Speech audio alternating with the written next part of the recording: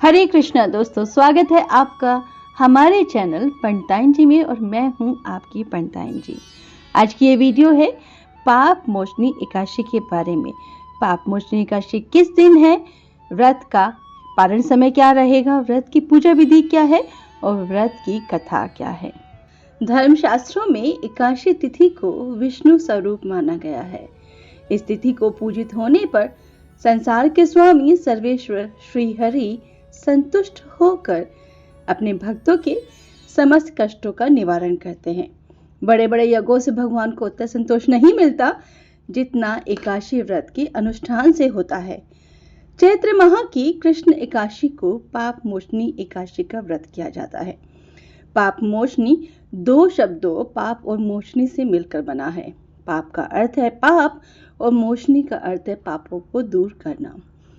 सनातन धर्म में कहा गया है कि संसार में उत्पन्न होने वाला कोई भी मनुष्य ऐसा नहीं है जिससे जाने अनजाने में कोई पाप नहीं हुआ है। पद्म पुराण के अनुसार जो मनुष्य पाप मोचनी एकादशी का व्रत करते हैं उनका सारा पाप नष्ट हो जाता है। इस व्रत को करने से सहस्त्र गोदान का फल मिलता है। ब्रह्म हत्या, स्वर्ण चोरी, सुरापान और गुरुपति गमन जैसे महापाप भी इस व्रत को करने से दूर हो जाते हैं। अर्थात यह व्रत बहुत ही पुण्यमय है। आइए अब जानते हैं पाप मोचनी एकादशी कब है, पूजा विधि और पारण का समय क्या रहेगा।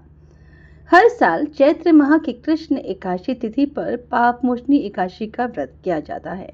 हिंदू पंचांग के अनुसार इस साल पाप मोचनी एकादशी तिथि का आरंभ 4 अप्रैल को शाम 4:14 पर होगा और अगले दिन दोपहर 1:28 पर यह समाप्त होगा।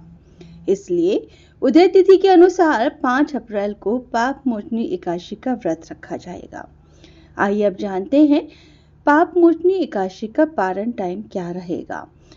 पंचांग के अनुसार 6 अप्रैल को सुबह 6:05 से लेकर 8:33 तक पाप मोचनी एकादशी व्रत का पारण किया जा सकता है। इस दिन स्नान आदि के बाद विष्णु जी की पूजा करें, दान पुण्य के कार्य करें, फिर पारण करें। आइए अब जानते हैं पाप मोचनी एकादशी की पूजा विधि।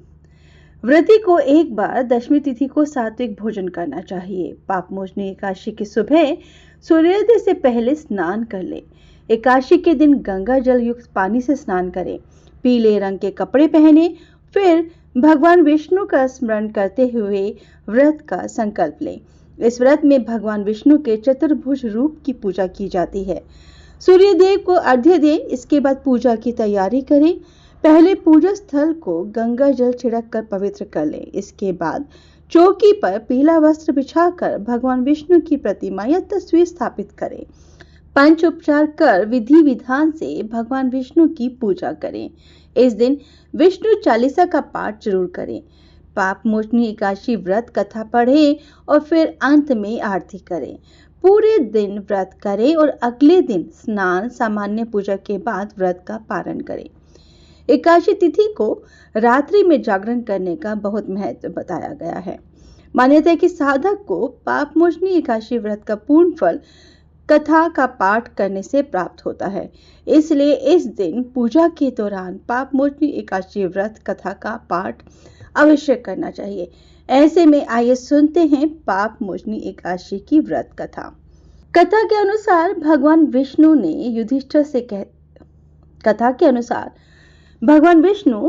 युधिष्ठिर से कहते हैं, राजा मंधाता ने एक समय में लोमश ऋषि से जब पूछा कि प्रभु यह बताएं कि मनुष्य जो जाने अनजाने में पाप कर्म करता है उससे कैसे मुक्त हो सकता है।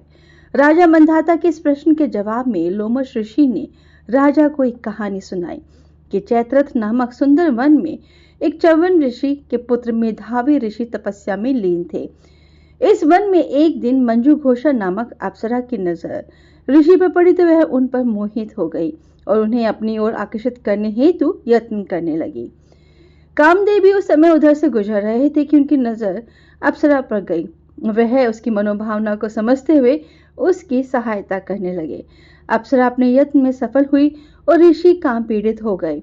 काम के वश में होकर ऋषि शिव की तपस्या का व्रत भूल गए और अप्सरा के साथ रमन करने लगे। कई वर्षों के बाद जब उनकी चेतना जागी तो उन्हें एहसास हुआ कि वे शिव की तपस्या से विरत हो चुके हैं।